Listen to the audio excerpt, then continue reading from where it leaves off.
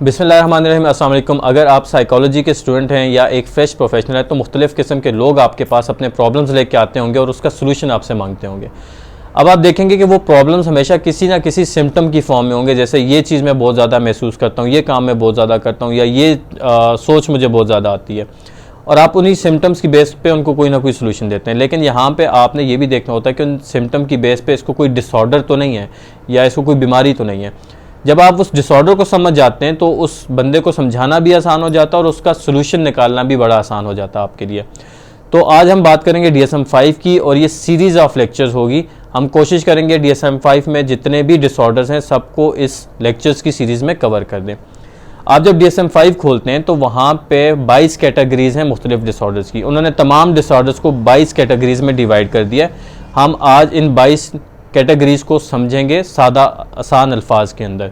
अब इनको समझने से पहले आपने 6 चीज़ें लाजमी याद रखनी है। सबसे पहली चीज़ जो आपने याद रखनी है वो है डायग्नोस्टिक क्राइटेरिया। डायग्नोस्टिक क्राइटेरिया ये है कि हर डिसऑर्डर के उन्होंने स्पेसिफिक सिम्टम्स रखे हुए हैं कि ये सिम्टम्स होंगे तो ही आपने डायग्नोज करना है, वरना नहीं करना। तो आप जब भी डायग्नोज करने लगें तो आपने पहले डायग्नोस्टिक क्राइटेरिया डिसऑर्डर का लाजमी देख लेना है। दूसरी चीज़ जो इंपॉर्टेंट है कि उन्होंने मुख्तलिफ डिसऑर्डर्स के एक एज रेंज रखी हुई है, टाइम फ्रेम रखा हुआ है, टाइम ड्यूरेशन रखा हुआ है कि इस कुछ डिसऑर्डर्स ऐसे हैं जो बचपन में होंगे, कुछ ऐसे हैं जो बड़ी एज में हो सकते हैं, कुछ ऐसे हैं जिनको टाइम फ्रेम है कि वो अगर 1 साल से लगातार सिम्टम्स आ रहे हैं या किसी 6 महीने से आ रहे हैं तब आप डायग्नोज करेंगे, किसी के 2 हफ्ते से आ रहे हैं, वरना नहीं करेंगे, इससे पहले आप डायग्नोज नहीं करेंगे। तो आपने वो भी लाजमी देखना होता है। तीसरी इंपॉर्टेंट चीज़ जो है वो है स्पेसिफाइज। मुख्तलिफ डिसऑर्डर्स के उन्होंने स्पेसिफाई रखे हुए हैं। जैसे स्पेसिफाइज क्या होते हैं, जैसे उन्होंने सिवेरिटी लेवल रखा हुआ है कि ये जो डिसऑर्डर है ये माइल्ड लेवल पे है, मॉडरेट लेवल पे है या स्वेयर लेवल पे है, और इस किस्म के मुख्तलिफ किस्म के स्पेसिफाइज होते हैं, वो भी आपने लाजमी देखने हैं। अच्छा, चौथी चीज़ जो आपने देखनी है वो है डिफरेंशियल डायग्नोसिस। अक्सर ऐसा होता है कि एक इंसान में 2 डिसऑर्डर्स के सिम्टम्स कहीं ना कहीं आ रहे होते हैं, तो आपने किसी एक मेजर सिम्टम को लेना और उससे डिफ्रेंशिएट कर लेना कि ये बाकी डिसऑर्डर से डिफरेंट है, इसको ये डायग्नोसिस दिए जाएंगे। ये इसको हम आगे जाके डिस्कस भी करेंगे। पांचवी चीज़ जो इंपॉर्टेंट है वो है कोमॉर्बिडिटी। कोमॉर्बिडिटी कहते हैं कि ऐसा भी हो सकता है कि एक इंसान के अंदर 2 या 2 से ज़्यादा डिसऑर्डर्स के सिम्टम आ जाएं, तो आप उनको एक साथ कुछ डिसऑर्डर्स ऐसे हैं जो एक साथ भी चल सकते हैं, पैरेलल हो सकते हैं, तो वो 2 डिसऑर्डर्स भी आप साथ में डायग्नोसिस देंगे। और लास्ट जो है वो इंपॉर्टेंट एलिमेंट है वो है इम्पेयरमेंट। कोई भी डिसऑर्डर जब आप डायग्नोज करें तो वहाँ पे उन्होंने लिखा होता है कि it has significant impairment in this area. ठीक है, तो वो डिसऑर्डर ने एक प्रॉब्लम क्रिएट किया उसकी सोशल लाइफ के अंदर। जैसे किसी को डिप्रेशन है तो उसकी सोशल लाइफ ख़राब हुई हुई हो, उसकी जो ऑक्यूपेशनल लाइफ है या वर्क लाइफ है वो ख़राब हो गई हो, या रिलेशंस ख़राब हो गए हो, तो वो एक इंपॉर्टेंट एलिमेंट है, आपने वो भी देखना होता है। DSM-5 की 22 कैटेगरीज़ में जो सबसे पहली कैटेगरी है वो है न्यूरो डेवलपमेंटल डिसऑर्डर्स की। अब इन डिसऑर्डर में क्या होता है, इसका ताल्लुक ज़्यादातर होता है ब्रेन की ग्रोथ के साथ, स्ट्रक्चर के साथ या फंक्शन के साथ। ये बचपन में डायग्नोज हो जाते हैं, या ज़्यादातर जब बच्चे स्कूल गोइंग होना शुरू होते हैं तो वहाँ पे ज़्यादा सिम्टम्स नज़र आना शुरू हो जाते हैं। आप इसमें जो की एलिमेंट है वो ये है कि जब भी एक डेफिसिट आए बच्चे की ग्रोथ के अंदर, डेवलपमेंट के अंदर, मींस जिस एज में उसको चलना चाहिए वो उससे लेट चल रहा है, उससे लेट बोल रहा है, उसकी जो थिंकिंग प्रोसेस है वो जो एज, उसके जो एज मेट हैं, उसके जो सेम एज के बच्चे हैं उससे कम है, उसकी लर्निंग उससे कम है, तो वहाँ पे आप इन डिसऑर्डर्स को देखते हैं। इसकी एग्जांपल अगर आप ले लें, एक ऐसा बच्चा आपके पास आए जिसका इंटेलेक्चुअल लेवल बहुत कम हो, वो उसकी प्रॉब्लम सॉल्विंग बहुत कम हो, वो डेली लाइफ के काम ना कर सकता हो, मींस कि जिस एज में बच्चे अपने कपड़े पहनना शुरू कर लेते हैं, खुद अपने शूज़ पहनना शुरू कर देते हैं, या लिखना या ब्रश करना, हाथ मुँह धोना, तो वो ना सीख पा रहा हो, उसको प्रॉब्लम हो रही हो, इंटेलेक्चुअल प्रॉब्लम आ रहा हो, तो वहाँ पे आप इसको देख सकते हैं। या एक बच्चा रिपीटेटिव बिहेवियर बार बार शो कर रहा है, कोई एक बिहेवियर है वो बार बार वही परफॉर्म कर रहा है, या हाइपर एक्टिव बहुत ज़्यादा, आराम से बैठता नहीं है, बहुत ज़्यादा हाइपर एक्टिविटी, एनर्जी लेवल उसका बहुत ज़्यादा है, अटेंशन वो नहीं दे पाता किसी चीज़ के ऊपर। या अगर आप ये देखें कि किसी चीज़ के उसको लर्निंग डिफ़िकल्टी है, वो पढ़ नहीं पा रहा, वो लिख नहीं पा रहा सही से, वो रीडिंग नहीं कर पा रहा, ठीक है, या उसकी इनवॉलेंट्री मींस कि उसकी कंट्रोल में नहीं है, उसकी रैपिड मूवमेंट्स हैं, जैसे कोई आवाज़ें गले में से वो निकाल रहा है, या उसकी हैंड मूवमेंट्स ऐसी हैं जो नॉर्मल बच्चों में इस तरह से नहीं, उसके एज लेवल में नहीं पाई जाती, तो वहाँ पे आप न्यूरो डेवलपमेंटल डिसऑर्डर्स को जाके देखते हैं, वहाँ पे उनको डायग्नोज करते हैं। इसके बाद जो दूसरी कैटेगरी आ जाती है वो हमारे पास आ जाती है schizophrenia and other related disorder. इसमें अगर आपके पास ऐसा क्लाइंट आए जिससे आप अगर आप बात करें तो आपको डेफिसिट नज़र आए या डिस्ट्रप्शन नज़र आए, प्रॉब्लम नज़र आए, उसकी 3 चीज़ों के अंदर सबसे पहली उसकी थॉट्स के अंदर प्रॉब्लम नज़र आए, रियलिटी से हट कर नज़र आए, परसेप्शन में, और तीसरा बिहेवियर में। अब थॉट्स में क्या आपको डिस्ट्रप्शन नज़र आ सकती है, मींस आप उससे जब बात करें तो वो बात करते करते पहले एक सोच बताते बताते फिर शिफ्ट कर जाए दूसरी सोच पे, फिर तीसरी सोच पे, फिर चौथी सोच पे, वो कोई ऑर्गेनाइज थिंकिंग ना हो उसकी, ठीक है। और इसके अलावा उसकी इलॉजिकल बातें हो, आप जब बात करें आपको लगे बिल्कुल इलॉजिकल बातें कर रहे हैं। दूसरा परसेप्शन उसका ख़राब हो, डिस्टॉर्टेड हो, मीन्स अगर उससे पूछें कि ये शेप कैसी है, सर्कल हो तो उसको समझ ना आए ये सर्कल क्या, आप उससे पूछें इसकी ऊंचाई कितनी होगी, उसको ना समझ आए ऊंचाई कितनी होगी, गहराई कितनी होगी किसी चीज़ की, टाइम क्या है, दिन क्या है, कहाँ बैठा हूँ, इनमें कहीं ना कहीं ख़राबी उसको आ रही हो तो उसको परसेप्शन में डिस्टॉर्शन कहते हैं। तीसरा बिहेवियर उसका ऑर्गेनाइज ना हो, अजीब सी मूवमेंट्स उसकी हो सकती हैं, अनहाइजीनिक हो सकता है, तो उसके अंदर प्रॉब्लम हो। शिज़ोफ्रेनिया और अदर रिलेटेड डिसऑर्डर्स में जो की एलिमेंट है वो दो चीज़ें हैं, एक हैं डिल्यूजन्स और एक हैं हेलुसिनेशंस। डिल्यूजन्स हों या हेलुसिनेशंस हों, हेलुसिनेशंस दो तरह की होती हैं, ऑडिटरी मतलब उसको ऐसी आवाज़ें सुनाई देती हों जैसे नॉर्मली लोगों को नहीं सुनाई देती, अकेला बैठा और उसको लगे कि कुछ चीज़ें मुझसे बातें कर रही हैं, या विजुअल हों जिसमें उसको लगे कि ऐसी चीज़ें उसको दिखाई दें जो नॉर्मली लोगों को नहीं दिखाई देती, तो ये हेलुसिनेशंस हो। डिल्यूजन्स हों लाइक उसको लगे कि मैं कोई बहुत ख़ास बंदा हूँ, मैं किसी ख़ास मिशन पे हूँ, मैं कोई ख़ास काम कर रहा हूँ, या उसको लगे कि ये जो लोग हैं मेरे ख़िलाफ़ कोई काम कर रहे हैं, ठीक है, या मेरे ख़िलाफ़ कोई मंसूबा बनाया जा रहा है, इस किस्म की डिल्यूजन्स हों तो आप उनको इस डिसऑर्डर में जाके देखते हैं। इसके बाद तीसरी कैटेगरी आ जाती है आपके पास बाइपोलर एंड रिलेटेड डिसऑर्डर की। इसमें क्या होता है, इसमें दो इंपॉर्टेंट एलिमेंट हैं, mood disturbance and mood fluctuation. जब भी आप ऐसे बंदे से मिलें जिसका मूड फ्लक्चुएट हो रहा हो, मींस एक टाइम फ्रेम आए जिसका उसको मैनिक एपिसोड आया हो, मैनिक एपिसोड बोलते हैं जिसको बोलते हैं कि एक ऐसा टाइम फ्रेम आया हो जिसमें वो उसका एनर्जी लेवल बहुत ऊपर चला जाए, उसकी जो फीलिंग्स हैं वो बहुत ग्रैंडियस हो जाए, अपने आप को बहुत ख़ास समझे, बहुत ज़्यादा एनर्जी लेवल हो, बहुत ज़्यादा बातें करने वाला हो, ठीक है, बहुत ज़्यादा आइडियाज़ हो उसके पास, और फिर एकदम ऐसा एक्सट्रीम शिफ्ट दोबारा से आए जिसमें उसका डिप्रेसिव मूड हो, वो अकेला रहे, बिल्कुल एनर्जी ना हो, बिल्कुल बात ना करता हो। तो जब ऐसे बंदे आए जिसमें मूड फ्लक्चुएशन हो, ठीक है, की एलिमेंट यही है, मूड इंस्टेबिलिटी है और मूड फ्लक्चुएशन है कि दो एक्सट्रीम्स के दरमियान उसका मूड जो है बार बार शिफ्ट लेता हो, आप उसको इन डिसऑर्डर्स के अंदर जाके देखेंगे। इसके बाद आपके पास जो कैटेगरी आती है वो है डिप्रेसिव डिसऑर्डर्स की, चौथी कैटेगरी है। इसमें इसको मूड डिसऑर्डर भी बोलते हैं, और इसमें जो की एलिमेंट है कि prolong period of low mood, means के एक ऐसा बंदा जिसका परसिस्टेंट कॉन्टीन्यूसली एक लेक ऑफ एनर्जी है, होपलेसनेस है, मींस वो बड़ा मायूस है ज़िंदगी से, उसका दिल नहीं लग रहा किसी काम में, ठीक है, बहुत तंग हुआ हुआ है, तो या उसको सुसाइडल थॉट्स भी आ रही हैं, तो आप उनको इस डिसऑर्डर की कैटेगरी में जाके देखते हैं, और इनका हर डिसऑर्डर का मुख्तलिफ टाइम फ्रेम है, वहाँ पे आप इसको जाके देखते हैं। इसके बाद पांचवी कैटेगरी है एंजाइटी डिसऑर्डर की। इसमें अगर आपके पास ऐसा बंदा आ जाए जिसको हद से ज़्यादा परेशानी होती हो या डर लगता हो, जिसकी वजह से उसको फिजिकल सिम्टम्स भी आते हो, लाइक वो इतना डरे या इतना परेशान हो जाए कि उसकी हार्ट बीट तेज़ हो जाए, उसको पसीना आना शुरू हो जाए, उसका जिस्म कांपना शुरू हो जाए, या साइकोलॉजिकल सिम्टम्स भी हों कि वो बाकी के काम नॉर्मली अच्छी तरीके से परफॉर्म ना कर पाए, तो आप उसको एंजाइटी डिसऑर्डर्स के अंदर देखते हैं। तो इसमें की एलिमेंट यही है कि इतनी शदीद किस्म की परेशानी हो कि जिसकी जो नॉर्मल सिचुएशन से मैच ना कर रही हो। इसमें जो मज़ीद एग्जांपल आ सकती हैं वो ये कि एक इंसान को सोशल सिचुएशंस के अंदर लोगों से घुलने मिलने में, लोगों से बात करने में, या ऐसी जगह जहाँ पे उसको परफॉर्म करना है वहाँ की परेशानी शुरू हो जाए, वो आप इस डिसऑर्डर में देख सकते हैं। या ऐसा इंसान जिसको किसी ख़ास स्पेसिफिक ऑब्जेक्ट से, एनिमल से या सिचुएशन से डर लगता हो, परेशानी आती हो, तो वो भी आप इस डिसऑर्डर के अंदर देख सकते हैं।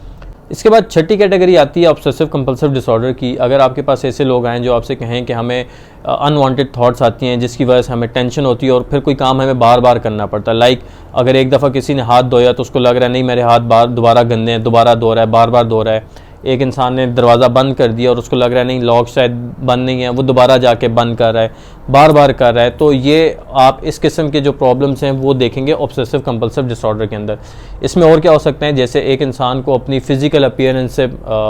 सेटिस्फेक्शन ना हो रही हो, लाइक बाज़ लोगों को आपने देखा होगा बार बार अपनी फेशियल सर्जरीज़ करा रहे होते हैं,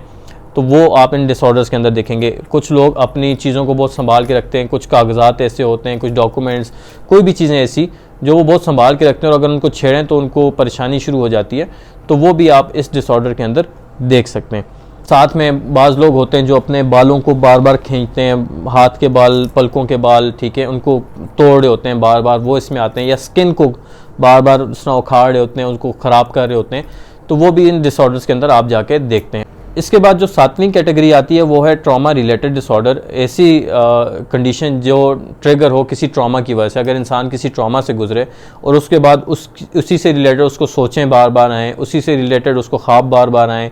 या उसको जो है वो फ्लैशबैक्स उसके आना शुरू हो जाएं और उसकी वजह से उसकी जो डेली लाइफ है वो ख़राब हो रही हो, तो वो आप इन डिसऑर्डर्स के अंदर जाके देखते हैं। और उसकी वजह से उसकी मेंटल हेल्थ पे भी बहुत बुरा असर पड़ रहा हो, तो वो आप इन डिसऑर्डर्स के अंदर देखेंगे। इसके बाद जो 8वीं कैटेगरी है वो है डिसोसिएटिव डिसऑर्डर। ऐसा डिसऑर्डर जिसमें प्रॉब्लम आ जाए इंसान की कॉन्शियसनेस के अंदर, कि कॉन्शियसली अब भी क्या हो रहा है, उसके अंदर उसको ख़राबी आना शुरू हो जाए, उसकी मेमोरी के अंदर ख़राबी आना शुरू हो जाए, या उसकी आइडेंटिटी के अंदर। मीन्स कि एक कॉन्शियसनेस में क्या हो सकता है कि इंसान को लगे कि जो भी मेरे इर्द गिर्द अभी चल रहा है ये सब अनरियल है, ये कोई भी रियल नहीं है, ये कोई एक ड्रामा है, कोई फिल्म चल रही है। या उसको लगे कि वो अपनी बॉडी से बाहर निकल के सबको ऑब्जर्व कर रहा है, अपने आप को भी ऑब्जर्व कर रहा है, बाकी लोगों को भी ऑब्जर्व कर रहा है, मतलब वो ये नहीं है, वो कोई और है, ठीक है। या उसकी 2 मुख्तलिफ किस्म की पर्सनैलिटीज़ बन जाए। जैसे अगर मैं हूँ अभी, तो मैं साइकोलॉजिस्ट हूँ, और एक टाइम आए कि मैं समझूँ मैं डॉक्टर हूँ, और वहाँ मेरी बिल्कुल अलग से आइडेंटिटी हो, बिल्कुल अलग से नाम हो, अलग से पर्सनैलिटी हो,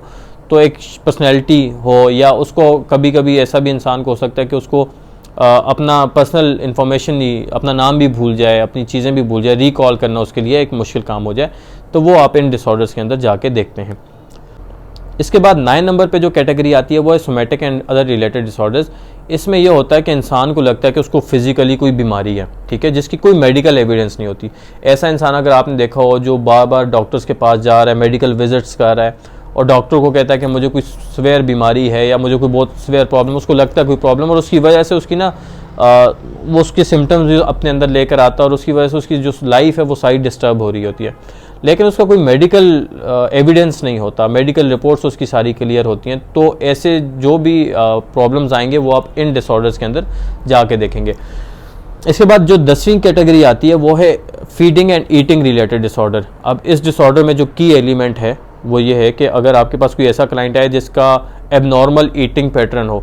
जिसकी वजह से उसकी जो फिज़िकल हेल्थ है वो भी ख़राब हो रही हो, साइकोलॉजिकल वेलबींग है वो भी ख़राब हो रही हो, ठीक है। ऐसे लोग जिनको बहुत ज़्यादा कंसर्न होता है अपने बॉडी वेट के साथ, ठीक है, या बॉडी शेमिंग में बहुत ज़्यादा होते हैं, तो वो लोग इस डिसऑर्डर का शिकार हो जाते हैं। एबनॉर्मल ईटिंग होती है, ठीक है, कोई प्रॉपर ईटिंग पैटर्न नहीं होता इनका।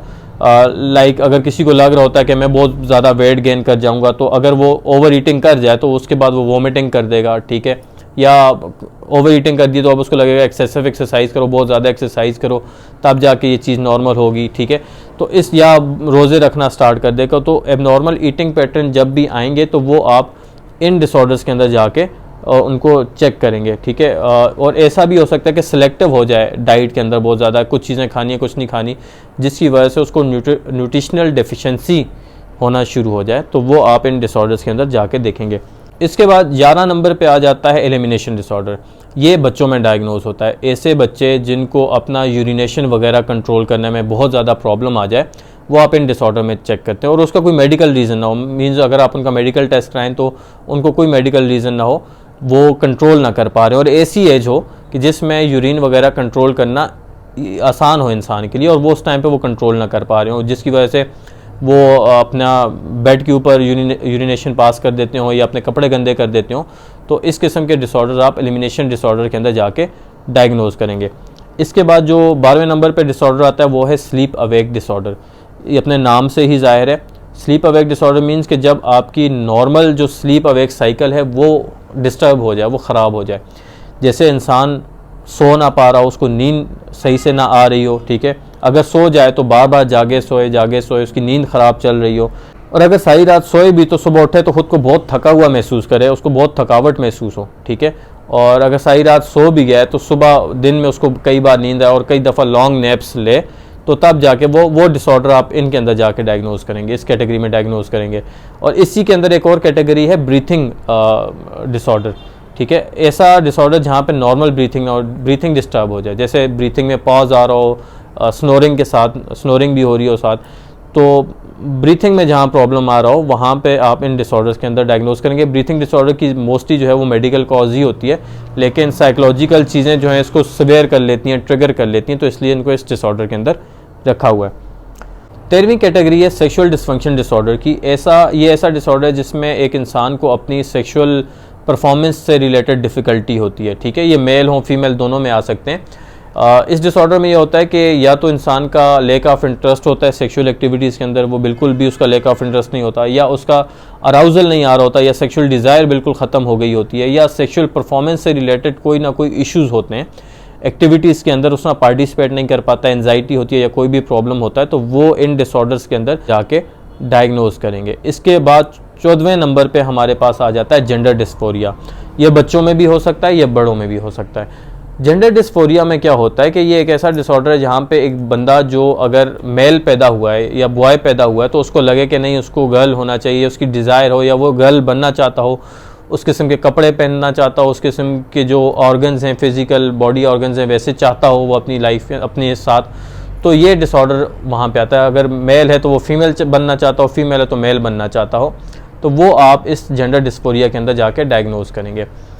इसके बाद जो 15वीं कैटेगरी आती है वो है डिसरप्टिव इम्पल्स कंट्रोल डिसऑर्डर। ये 6 साल की उम्र से लेकर 18 साल की उम्र तक के बच्चों को होता है। इसमें यह होता है कि लैक ऑफ इम्पल्स कंट्रोल होता है इंसान के लिए, और वो इतना ज़्यादा होता है कि वो उसकी जो सोशल लाइफ है, जो एकेडमिक लाइफ है, जो भी उसकी जो इर्द गिर्द की लाइफ है, वो उसको डिस्टर्ब कर देता है और उसमें रूल्स को, राइट्स को वायलेट करना शुरू कर देता है। लैक ऑफ इम्पल्स कंट्रोल की इतनी शिद्दत हो सकती है कि उसका जो मूड है वो हर वक्त एंग्री रहे, एग्रेसिव रहे, आर्ग्यूमेंटेटिव रहे, ठीक है, डिसाइडफुल जिसको बोलते हैं, रिवेंज लेना हो, उसने बार बार लोगों से अपनी किसी भी चीज़ का, अपनी इंसल्ट का रिवेंज लेने की उसमें जो इम्पल्स है वो बहुत ज़्यादा हो, ठीक है। इतना ज़्यादा रूल्स को वायलेट करता हो, राइट्स को वायलेट करता हो कि वो जानवरों के लिए भी नुकसानदेह बन जाए, ठीक है, प्रॉपर्टी के लिए चोरी करना शुरू कर दे और उसके लीगल कॉन्सिक्वेंसेस निकलना शुरू हो जाएं। तो इस किस्म के अगर कोई सिम्टम्स हैं तो वो आप disruptive mood impulse control disorder के अंदर देखेंगे। इसके बाद जो 16वीं कैटेगरी आती है वो है सब्सटेंस यूज़ रिलेटेड डिसऑर्डर। इसमें यह है कि जो शख्स कोई नशा कर रहा है किसी भी चीज़ का, लाइक वो अल्कोहल है, वो मेडिकेशन है, वो कोई और ड्रग्स हैं, ठीक है, वो ले रहा है और उसका कंट्रोल उससे नहीं हो पा रहा, और कंट्रोल करने की कोशिश भी करता है तो नहीं हो पाता, और वो बल्कि उसका बढ़ना शुरू हो जाता है, उसका यूज़ जो है बढ़ता चला जाता है, तो वो आप इन डिसऑर्डर्स के अंदर जाके उसके चाहे फिर फिजिकल आउटकम्स हों या साइकोलॉजिकल आउटकम्स हों, वो आप इन डिसऑर्डर्स के अंदर जाके देखेंगे। इसके बाद जो 17वीं कैटेगरी आती है वो है न्यूरोकॉग्निटिव डिसऑर्डर्स की। इस डिसऑर्डर में यह होता है कि जब भी आप एक इंसान के अंदर डिक्लाइन देखें, उसकी कॉग्निशन के अंदर, उसकी मेमोरी के अंदर, उसकी परफॉर्मेंस के अंदर, तो आप उनको इस डिसऑर्डर में जाके देखेंगे। इसमें की एलिमेंट क्या है कि एक इंसान जैसे 1 महीना पहले अगर मैं बहुत अच्छा परफॉर्म कर रहा था, मेरी मेमोरी भी ठीक थी, मेरी कॉग्निशन भी ठीक, सोचने का भी ठीक था, परफॉर्मेंस भी ठीक थी, और उसमें सडन डिक्लाइन आना शुरू हो गया 1 महीने के अंदर अंदर, और वो उसका ताल्लुक ग्रोइंग एज के साथ नहीं है कि वो एक इंसान बूढ़ा होता जा रहा है तो उसमें डिक्लाइन तो वो नॉर्मल है आना, लेकिन एक इंसान नॉर्मल एज में है और उसकी परफॉर्मेंस में, उसकी कॉग्निशन में, उसकी बाकी एबिलिटीज़ में, प्रॉब्लम सॉल्विंग में एक डिक्लाइन आना शुरू हो गया, ठीक है, तो आप वो उसको इस डिसऑर्डर के अंदर जाके देखेंगे कि अचानक से डिक्लाइन जो आ रहा है ये क्यों आ रहा है, और इसकी जो ज़्यादातर कॉजेज़ होती हैं वो मेडिकल कॉजेज़ होती हैं, लेकिन साइकोलॉजिकल जो ट्रीटमेंट है वो इसमें बहुत हेल्पफुल हो सकता है। इसके बाद जो 18वीं कैटेगरी आती है वो है पर्सनैलिटी डिसऑर्डर्स की।